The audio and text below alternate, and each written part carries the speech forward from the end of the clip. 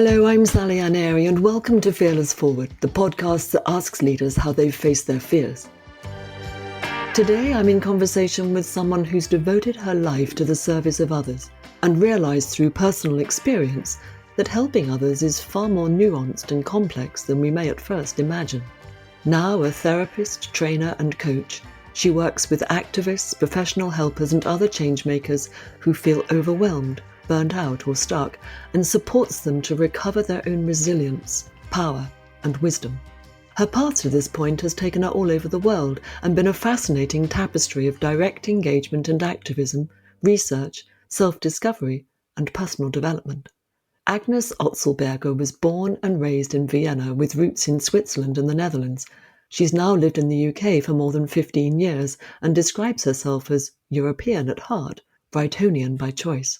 After university in Vienna and Geneva, Agnes worked for more than 10 years in the not-for-profit sector and international development, much of it in Africa, focusing on climate change and social inequality.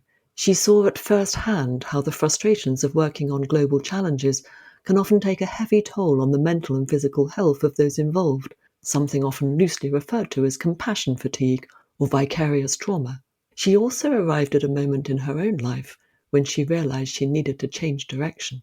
For the past 9 years, Agnes has been on a journey of self-discovery and growth, which has led to what feels like her calling in life. Through her aptly named initiative, The Good Jungle, she provides training, coaching and therapeutic support for changemakers and helping professionals. The new skills and practices she's acquired to support this include qualification as an integrative transpersonal therapist or psychotherapeutic counsellor. She's also trained in compassion-based therapy and social transformation and the money work of Peter Koenig.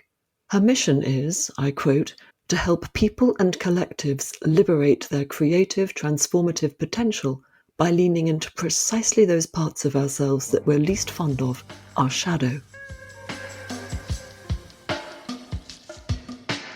What I'm noticing a lot right now is a sort of sense of, it's almost like a sort of breathless tightening. I work with individuals one-to-one as a therapist, and I work with groups as well. And a lot of that work with groups is about our relationship to money. So, supporting people in discovering, reflecting on, and changing their relationship to money. And whilst on the surface that sounds like it's about, sorting out your finances and getting wealthy, it's actually much more about a very deep personal journey towards parts of ourselves and of society that we've discarded or we have a difficult relationship with, and to bring them back into ourselves and into our lives. So it's very deep work, but it asks of us to, show up in a group, to commit time, to be vulnerable, to talk about our finances, talk about something that is very taboo. And I've been doing this work for years, and I really enjoy this process. And I think it always brings these deeply connecting moments. But in recent times, what I've really noticed is that some of the things that we explore in these experiences, the stress that we experience around money and time, the pressures, the problems with our sense of self-worth, of purpose, of the ways in which we maybe lack compassion with ourselves and then with others too. All of these things seem to be kind of intensifying at the moment in some way. And there's a real sense of heightened pressure, of heightened struggle, of less air to breathe, of less space, more scarcity, less time, less ability to, really show up and commit to these processes, in very practical ways, in terms of like showing up and actually, turning up every time, but also in terms of how we show up in a group. There's a lot more of that sort of that sense of scarcity and tightness around. And I think the sense I'm making of that is that we're much more afraid at the moment, that our nervous systems collectively are in a heightened, kind of very activated place. And that there is, when you talk about the nervous system as a sort of a stress barometer, like how are we breathing? How do our muscles feel? How reactive are we, or how spacious are we in ourselves? I feel like it's a real sign that we're collectively in a state of heightened stress. And there's a lot more fear around. And I doubt there's anyone listening to this who wouldn't in some way agree with that. And so what I'm hearing is, in your work on the theme of money or the topic of money, People are coming together to understand their relationship with it better. And what you're noticing in that group work are all of these things that lie behind it.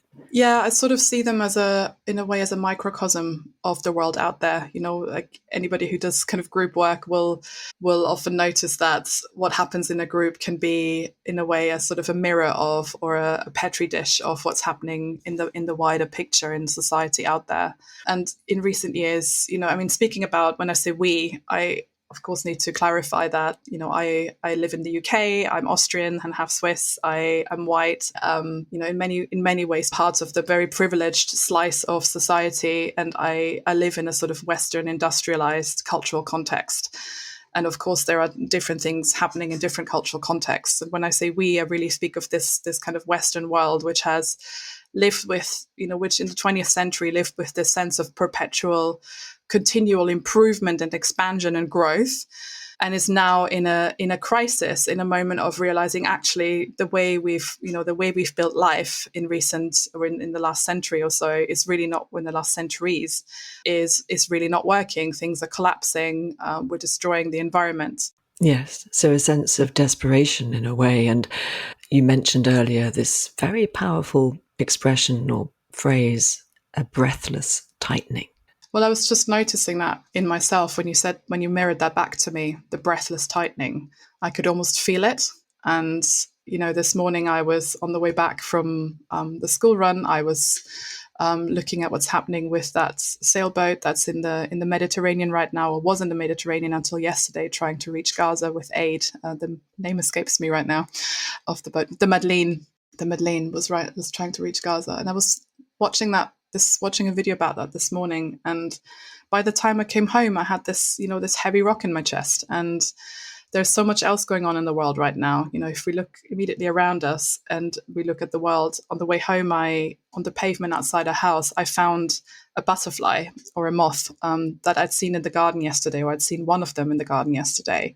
And it had been, crushed to death on the pavement. And yesterday I was with my neighbor talking about how lovely it is that these species are returning to our gardens, because they're very rare.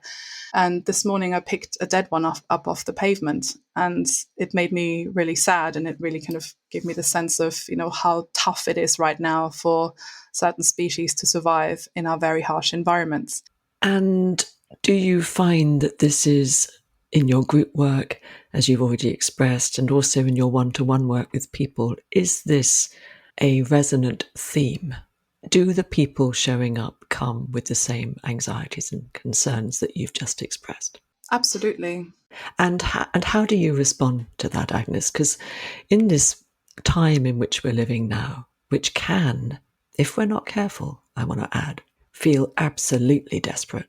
If we dare to look forward to the future, a few decades, dare to think of the lives ahead for our children, it can feel desperate, can't it? And so how do we respond to this? How do you advocate to your clients that they respond to this?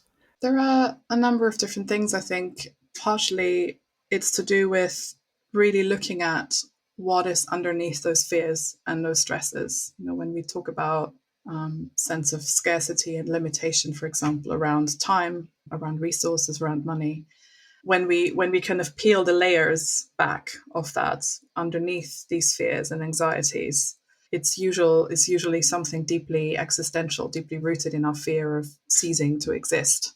The idea that if I run out of money, I will lose. We have so much language for that in so many languages, like French, German, English, like the means of existence, making a living. All of these things are suggesting that if we don't have financial resources, we're dead. Basically, we stop existing. And it's the same with time. If we don't have enough time, if we run out of time, we're running out of our life. And so there is, underneath these fears, there's this fear of being mortal. And ultimately, there is no way to really get rid of that fear, in a sense, or to get rid of the reason for that fear. So much work on anxiety focuses on reminding people how irrational they're being, and that their fears are baseless, and that, what their anxious minds are creating, concocting, isn't true. But this fear is true. And there's no way around it, even though, there are people working very hard on finding ways around it right now with, I don't know, with all sorts of technologies and ideas about, leaving planet Earth in spaceships and uploading our consciousness to a digital cloud. But ultimately, we are embodied parts of the living and breathing and dying planet. And the very thing that makes us so afraid, I think, is also the way back to a way of living that feels more bearable. That has been my experience. So a lot of actually dealing with this is about really confronting and really kind of kneeling into that fear and really looking at it, because in fearing limits to our existence, we turn away from the very things that make existence rich and wonderful. So I guess what I'm hearing is, if there's anything we can do, it's to change our relationship with it, right? Ask ourselves the question, this thing's true, what do I feel about it? And if it's doing me more harm than good in this life that I'm living, what can I do about that? Or is that too practical? I think I can tell you a little bit about my own journey with this, perhaps to illustrate what I mean. When I first started working in the world of international development, humanitarian work, and research and so on, I was really focused on climate change and climate change adaptation. And I spent years working on that, and then ended up burning out, ended up getting really disillusioned and exhausted from it all, and then turned my back on it for a few years. And I really stuck my head in the sand about climate change, about what's happening in terms of the global processes around that, and I really tried to make a runner from it all. And I also think I was doing that because I lost hope that we were going to do anything meaningful about this huge threat to, life on Earth, to various species, but also to our own existence on this planet. And in 2019, Extinction Rebellion happened, or began, came onto people's radar in the UK, and started to openly talk about extinction and about the threat to human life on Earth. And I was kind of rattled awake from my ostrich sleep with my head in the sand, and sort of ended my years of denial at that point. And it was a terrible moment. It was really scary. I remember I went to a talk by someone here locally in Brighton about the current status quo with climate change and what was to come. And it had been years since I'd engaged with that, really. And seeing it in front of me, was almost like a sort of an arrow hitting my core. And I plunged into a deep state of terror and of grief, I think. And it was what I had been avoiding for many years, that terror and that grief, to let that in. And it was a horrible experience. And it was a really freeing experience, because I finally gave myself permission to experience what I'd been fearing. And I didn't stay there. I experienced this for a number of days, and it's a process. It keeps changing. And I came out the other side with a sense of aliveness, with a sense of energy to do something, with a resolve to get involved, to start talking to people. I basically woke up again. All these parts of me that had gone dead in previous years because I'd been too scared to confront this huge fear could come back alive. So, Joanna Macy, who does something called The Work That Reconnects, she's now, I think, she must be in her mid-90s by now, so she's been doing this for a long time. But she works with activists and change makers around the world to support them with dealing with their grief and with their fears and their disillusionments, and to kind of keep that activist core. And she says, when we turn towards, our biggest fears and our biggest grief for the world, it doesn't, we don't stay there. It actually, it turns. This is where we need to go so that we can find something different. Yes, not to be afraid of the fear. It as you said, it had lain dormant for a while within you. It's not as if you suddenly found it, hiding behind something outside you. It was hiding behind something inside you. And I guess what happened when you connected with the people within the Extinction Rebellion movement, it was reawakened. And I wonder what part of that might have been the sense also of not being alone in it, that there were others who felt something similar. Absolutely. So I was just going to say that I think what made a huge difference for me at the time, and what I talk to my clients about a lot, in one-to-one session where it's just the two of us, is the need for connection and community in this. It's one thing to sit up in bed at 2 a.m. in the morning, doom scrolling through your phone and getting paralyzed from the reports and news that you're reading. And it's another to be in community and to be experiencing this collectively.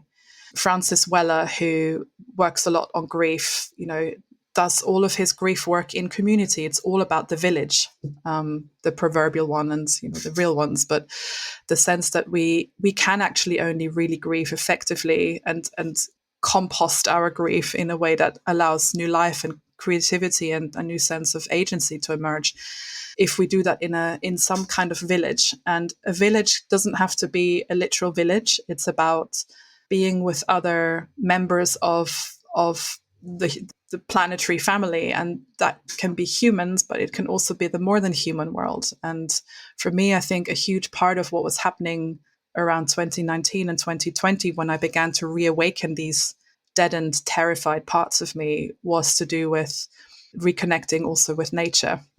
And that sounds like such a romantic trope, reconnecting with nature. But I think it was something about reconnecting with my nature, with the fact that as a human being, I'm not, contrary to what my culture has taught me, I'm not separate from the natural world out there. And it's not out there, I'm part of it.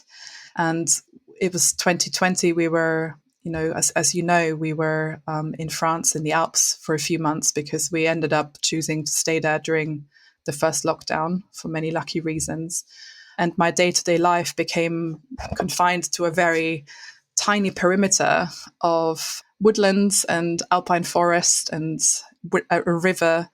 And during that time, for the first time since being a child, probably, I really, really, really looked around me and noticed the tiniest things in the soil, in the trees, in the grasses, in the flowers, and began to develop a real sense of connection with all of those things again, as opposed to just treating them as scenery, as nice things around me. I began to feel part of it again. And I think that was a huge part of what allowed me to reopen a conversation with my deepest fear, which is my fear of dying, of endings, of mortality, of not just myself, but, everyone I love and everything I love. So feeling that you're part of something bigger, that you're not alone, that you're not isolated, that other people feel something similar, and together there are ways of working towards a better future. In essence, that's what I'm hearing. And all of the ways that support you and others to do that, you and the people you work with to do that. As you say to your one-to-one clients, you're not alone. Build connection. You mentioned the word paralysis, I guess is the absolute opposite to activism, right? And all of the things in between. So from feeling paralyzed with fear and towards understanding your fear well enough to be able to work with it. So when you're working with people, Agnes, in your work, in your practice, how do you support their capacity to work with their fear? As you were talking to us now about that, I was noticing myself starting to breathe quite consciously, kind of in and out. And I was thinking about the kind of the in-breath and out-breath rhythm, and how I think dealing with our biggest fears is not about, white knuckling it through the biggest fears we have and kind of pushing ourselves in there and staying there until we resolved it. But there is something about that rhythm of breathing in and breathing out, or as Peter Levine calls it, the process of pendulation. When we're dealing with something traumatic, there's something about pendulating backwards and forwards between processing what's difficult and resourcing ourselves to have the resources to process what's difficult. And I think of that almost as like breathing in and breathing out. So, practically what that looks like with clients is to look at two things. One is, what do I need to have in my rucksack to feel resourced enough to confront what's difficult in my life, or what has been difficult in my life, or what I'm fearing about the future? And that can take various shapes. Some of that is very physical, I think. It sounds so trivial, but moving our bodies regularly has a huge impact on how much we can take in terms of emotional capacity. So things like, looking with the client at how much are they moving? How much are they moving their body? Are they going for walks? Are they doing exercise? Or are they someone who's, quite sedentary and doesn't think of moving a lot? There's something about the ways that we use our voice, the ways that we engage in things like rhythm, that all have impacts on our nervous system and help us process, metabolize emotional difficulty. Then there is the aspect of community, as we said before, thinking about what am I part of and what can I tether myself to a bit more. If I think of myself not as an isolated individual dealing with this huge fear on my own, but if I think of myself as a living, breathing part of a living, breathing system, both in the sense of nature, but also the sense of society, where can I go and dock on to something? And that might be my garden. It might be a green space nearby where there's a tree that I can visit. It might be looking at the sky. It might be swimming in the sea. It might be a community group nearby. It might be friendship. It might be a group of activists. There are so many different ways in which we feel part of something. And I think we often underestimate the impact that these seemingly small things have on our capacity to deal with the big stuff. Well, indeed, because we're finding, I suppose, if we know that there are so many different ways through, and that intriguingly, really, I suppose, that the response to the immense complexity of the world and the planet and the seemingly unresolvable challenges ahead of us, seemingly, the answer to all of them is to look at the really simple, available things that are there all of the time, that when we become overwhelmed, we can so easily ignore or forget about. So, as you were saying, the simplicity of breathing evenly in and out, Peter Levine's work on the pendulum, the connection with nature, making sure that you kind of go out, reach out, join other like-minded people with whom you can work on something actively together, and so on and so on and so on. But it's so easy, isn't it, to forget that those things are available to us in the moment. Well, I think we have, on some level, we have biology a little bit against us with that, because the irony is that when we're in survival mode, which I think, going back to your first question and what I'm noticing in our work right now is very much where we are collectively right now. The irony about survival mode is that in survival mode, we tend to drop and forget the things that bring us back into a more grounded space. And sometimes there is a necessity to that, because survival mode is our bodies really trying to focus us on what's most important to help us get through. And in lots of ways that can be really important, but in some ways that becomes, we get stuck in that place. All right. So when we're in survival mode, what does that look and feel like? And how do we enable ourselves to recognize it clearly enough that we can act in a helpful way in the moment? I try to direct people to focus on 3 areas of attention there. One is the body, one is the thought, and one is emotion.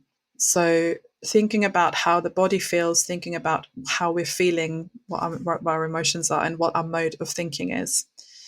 And when we're in survival mode, it's a bit like if you imagine, a gazelle, a little pond or a watering hole somewhere in the Serengeti, and it's had a nice big bunch of grass or leaves, and it's resting.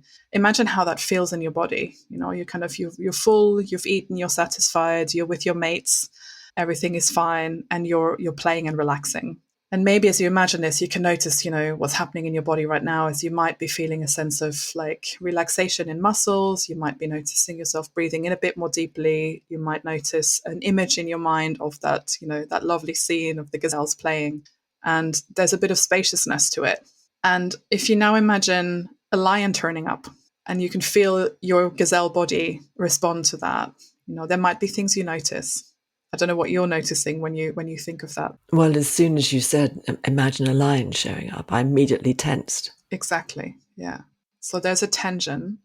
People might notice that breathing changes, that maybe, suddenly the breath becomes more sort of tense as well, or more shallow, or maybe we even hold our breaths. The muscle tension might mean that we pull up our shoulders. It might mean that we clench our jaws. It might mean that we clench our fists. It might mean that the balls of our feet are pushing down. This is all in readiness to run or fight. This is our body preparing us to survive or getting us into survival mode. And that's a very natural and very, healthy response to have to something that's dangerous. The problem is that we, in our culture, in the way that we, that we're with everything that's going on in the world around us, the way that we live, the way that we receive and consume information, we're almost constantly surrounded by lions, no end. There's always lions around. So this kind of clenching and tensing and holding our breaths becomes a way of being. And noticing I need to breathe deeply right now, almost to kind of release a little bit of that, just to kind of the sense of tension, even just talking about it.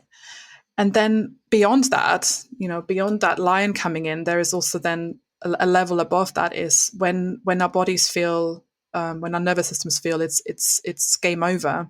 We go into this kind of state of paralysis, freeze, kind of beyond survival mode in a way. And there's also always a bit of us collectively in that place, like the numbness that we experience, the overwhelm, the paralysis, the powerlessness, the sense that we can't do anything, that it's hopeless, that it's pointless, that also lives within us all the time. And when you tune into that, people often feel a bit fuzzy, they feel a bit disconnected and detached, they feel like they're not really here, or like they can't really feel anything. So that's different from the tension and the muscles and the heightened breath rate, but it's also a way in which our nervous systems are telling us that there's a sort of level of survival mode going on. And the way that we think around that is, when we're in fight flight mode, when the lions are appearing, it's like, I have to run, I have to do something, or, we get aggressive, we get irritable, we become shorter with each other. There's this sense of the fuse shortening. And with the higher level of stress, it's that sense of powerlessness, of hopelessness, of there's no point, of futility, I can't do anything. So all of those things, those thoughts, those feelings, and those sensations in our body are signs that we are in some form of survival mode. And so when someone seeks your help and you recognize those signs, what do you do? There are various ways to support, I think, our bodies to feel a bit more safe, because, even if it is true that there is a lot of difficult, dangerous stuff happening in the world, it doesn't mean that there's a lion right here in this room with me that's going to, eat me. So I am in the privileged position to have the option to create a bit more space around myself. And if that's the case, then what can I do? So as I said before, there are things that we can do to support ourselves physiologically, like with our bodies. We can seek more movement. We can seek more, there's been research done on, for example, singing and drumming and things that sort of bring a sense of rhythm.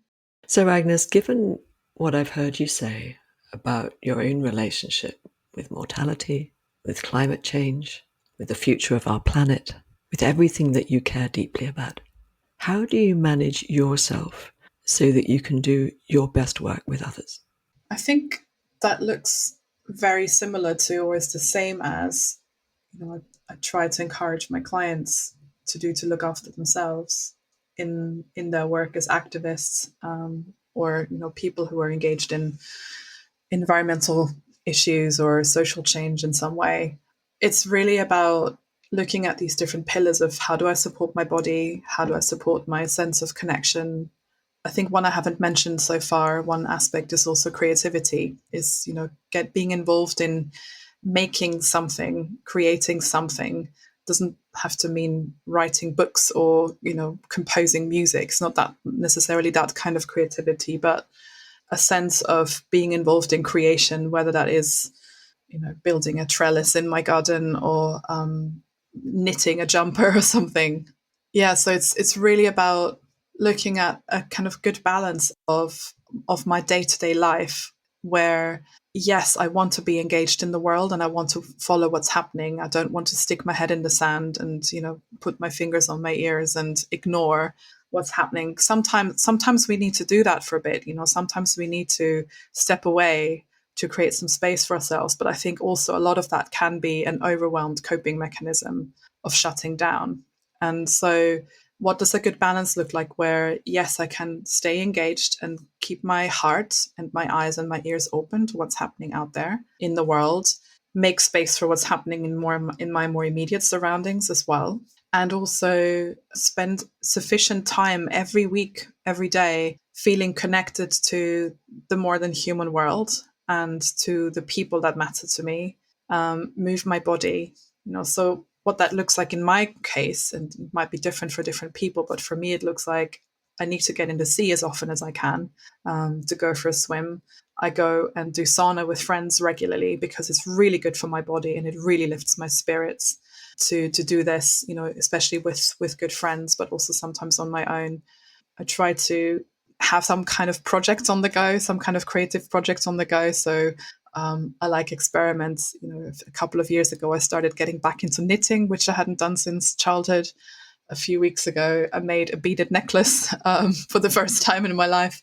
And as I say this, I'm aware that, there could be sort of a sense of, oh, isn't this indulgent, given what's happening in Gaza, given what's going on with climate change. And of course, there is a way of looking at it where we could say, yes, we are in an emergency. Maybe this is indulgent. But when I look at it as a marathon rather than a sprint, and having experienced burnout, having experienced, completely exhausting myself and being in extreme survival mode for extended periods of time, I know that there are things I need to do to nourish my senses so that I can keep going. So in my work with myself and with my clients, I try to really encourage an ongoing conversation with ourselves and with each other about what that good balance looks like. Because I think it can be imbalanced either way. Sometimes, a lot of self-care can be a form of escape, especially in the culture where self-care is a capitalistic, product, where, we're getting sold this story that if we buy this smoothie and we do this yoga course and we, read these self-help books, we will reach some kind of permanent state of bliss. And I think in some ways, all these offerings can be it can be something that co-opts us, into a way of living that actually is quite, escapist. Well, I suppose if you listen for what you need, and you know that when you're doing that thing that you need, whether it be swimming in the sea or knitting a scarf or whatever it may be, that you're meeting that need in that moment.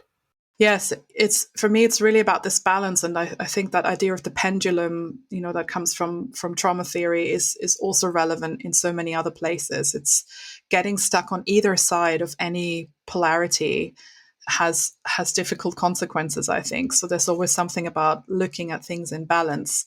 Well, I suppose also because when we're stuck, when we see things as perhaps we narrow things down to only two possibilities, right or wrong, or black or white, or whatever it may be. When we do that, it's one of the signs that we're in a state of fear, isn't it? Yes, so this kind of black and white thinking is a symptom of being stuck in a quite rigid and inflexible place, I think. Yes, so if we can find a sense of balance, that's probably a sign that we're managing it reasonably well. So for you, Agnes, when you do the things that serve you and help you, what's the fear underlying all of that for you? I'm questioning that right now, but I'm sort of, I think balance emerges from a place when we have a bit more ground under our feet. Like there's a sort of a sense that we can create more balance in our lives. And when things are out of balance, it's driven by a lot of fear, I think. I don't know if I can connect it straight to this present situation, but when I think about the deepest layers of fear that I believe I wrestle with, and I believe most people wrestle with in some way, is the fear of annihilation. And that comes in that fear emerges in so many different areas of life, but we have that built in our nervous systems, this survival drive. That's what we're talking about here, is kind of the reflexes, the processes that unfold in response to danger. And I guess from an evolutionary perspective, we want to survive and we want to procreate and multiply. So that's what everything in our nervous system is kind of built to do. I think the story that we're fed is often that survival takes a very individualistic shape, and I think there's a lot of culture being layered onto that. But yeah, it's fear of ceasing to exist, and that can be physiologically or psychologically. I think a fear of being cast out or rejected is often present in so many ways people act. The ways we want to please people, or we fear rejection, we fear messing up, is often to do with wanting to be part of the tribe. But what does being kicked out of the tribe mean on an evolutionary level? It means being cast out into the wilderness and risking death. So I think the deeper we go in the layers, there's always that existential layer underneath of fear of ceasing to exist. And I believe that if we can really go there and really confront that, we can help ourselves deal with a lot of the stuff that's sitting on top. And is that what you found for you personally? Absolutely. I think everybody has their own story about this, their relationship to death, to dying, to endings. And my own was, I think that I was about 12 or 13, I believe, when it was almost like a lightning bolt hitting me from the sky. It suddenly arrived in my awareness and in my body. I still remember exactly when it was. I remember the thoughts in my mind. I was sitting in my grandparents' car in the back seat, and I was preparing a presentation for school about the Jehovah's Witnesses. We were covering different religious cults and sects and organizations. And suddenly it sort of shot into me the awareness that I will cease to exist one day. And I had never really felt that before, up to that point. And it was an absolute state of terror I was in from one moment to the next. And it was like physiologically unbearable. And the years that followed for me were a journey of trying to deal with that. And the way I learned to deal with that initially was by just trying to block it out, because I had no emotional, psychological capacity to somehow ingest this fact.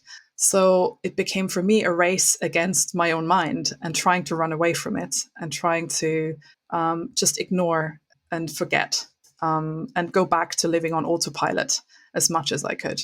And unconsciously, what this looked like was, trying to get away from any reminders of my mortality, which included, cutting myself off from the idea that I'm a mammal, I'm part of nature.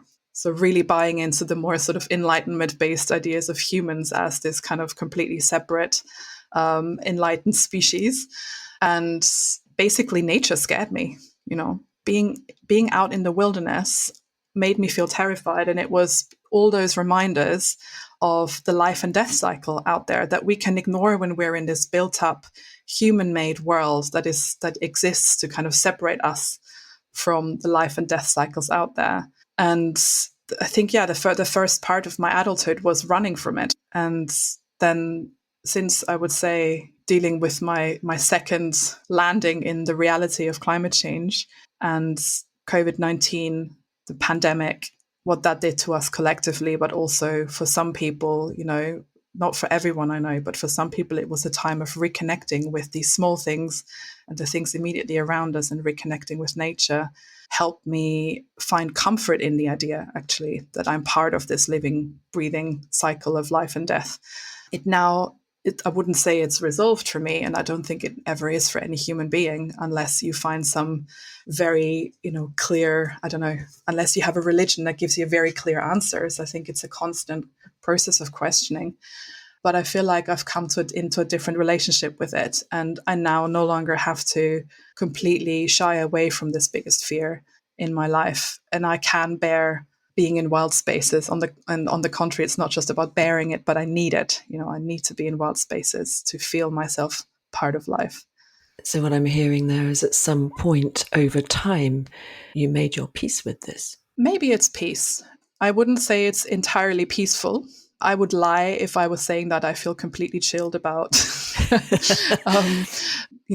dying and stepping out of life and losing everyone. It's not a state of peace, but I think it's a deeper knowing that it is the way it should be, and that's actually that this too is part of life, and that without this, life wouldn't be what it is. So I don't actually believe, my personal belief, and maybe I'm wrong, but my personal belief is that these efforts to kind of disconnect ourselves from physiological reality and make ourselves immortal through some cyber projects, I don't believe that those will be lives worth living. Those disconnected cyber cloud lives. I have no sense of what that might be like, but I think for me, life is embodiment. So that's a big journey, Agnes, in your life. And I think our listeners will sense how that has fed into your work, your mission, your purpose. It has come from you and your relationship with all of that. I think so, because, in therapy and, in holding group spaces, people doing that kind of work will know that we only really have the capacity to take people places that we are comfortable being ourselves. And, I wouldn't ever be as arrogant as calling death a comfortable topic for myself or for most people. But there's something about having the willingness and maybe the courage or the softness to allow ourselves to go there. And we shut this topic down in so many ways unconsciously. And again, I'm really aware when I say we here that I'm talking about my culture, the culture that we live in the industrialized West, where death is a taboo topic and where we don't really have satisfying and useful cultural practice around it. And with that, actually, for me, it's also been important to be exposed to cultures and ways of thinking and philosophies that have their eyes way more open about this. So, Agnes, when you look at all of that, all of the work, all of the things, all of the experiences, all of the contribution, when you look at where you are now in your life and work, what does fearless forward mean to you? I think for me, there's a paradox in here, because it is forward with the fear. I can only be as fearless as I can allow myself to be fearful. And so much of my work is about integrating what we call shadow. So finding the parts of us, of ourselves, of ways of being that are unwanted or feel too scary or too disgusting or unattractive, and embrace them and kind of bring them back into our sense of self so that we can move forward. And if I feel like I'm someone who, runs away from feeling trapped because I value my freedom so much, then it is by engaging with the parts of me that feel trapped and allowing that experience of feeling trapped that I can feel free again. I feel similar about fear. It's if I can really allow my fear to be present, then I can feel more freedom from that fear at the same time. So, my experience with that was running from that fear for the first part of my adulthood was at best, a sort of coming back to the beginning, like a breathless tensing. But I couldn't really breathe around this topic. And having allowed myself to be terrified, completely terrified, I found a bit more space to experience some breath around that, an ability to soften around that. So moving forward, fearless forward to me, I think, means taking the fear with me. And I'm thinking of Liz Gilbert right now. She wrote this book called The Big Magic, and she talks about her fear as a creator, as an author. And I love that little metaphor she brings in where she talks about how she invites her fear to travel with her in her car, but she won't let it be in the driving seat.